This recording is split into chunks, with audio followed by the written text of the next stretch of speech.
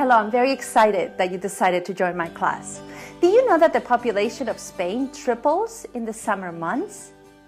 Tourists come to Spain expecting to see sunny beaches, beautiful buildings, incredible Spanish music, beautiful women, and of course, they expect a beautiful dish of Spanish paella. In this class, I will show you exactly how to make it. It looks really difficult, but it really isn't.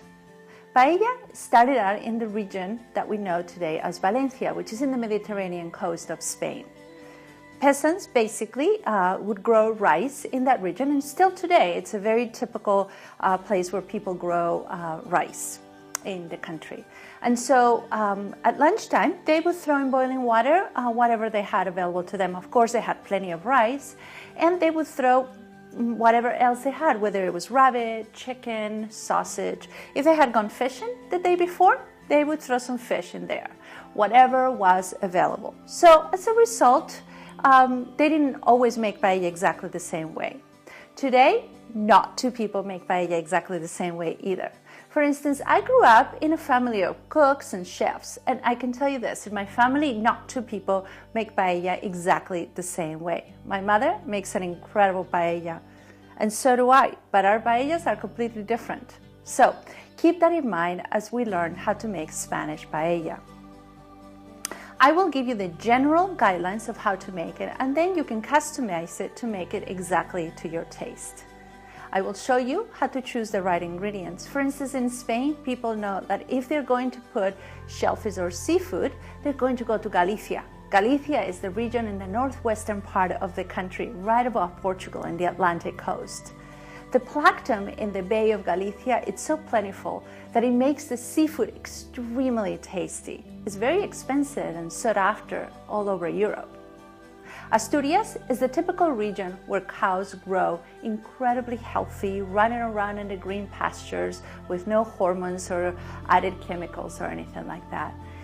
The purity of the ingredients makes the paella incredibly tasty. We will talk about the cookware, how to buy the perfect paella pan. You can go very, very fancy, or if you're on a budget, I will give you some tips on how to save some money. Either way, you will learn how to make an incredible paella. Whether you are a chef, owning a restaurant and wanting to start offering paella to your customers, which will make it a very popular dish, or if you're just a person wanting to have a dinner party or wanting to cook it for your family, this class is certainly for you. I will cook the paella right in front of your very eyes, explaining exactly how to do each step. I will share with you some of my personal tips and secrets. For instance, do you know that when you put olive oil on the pot, before you start adding any of the other ingredients, really the thing to do is add sea salt. Why? If you add sea salt and mix it with your olive oil, things will not stick to your pot. The rice will not stick, and the meat and the chicken will not stick to the pot. So that is one of the secrets that a lot of people don't know about.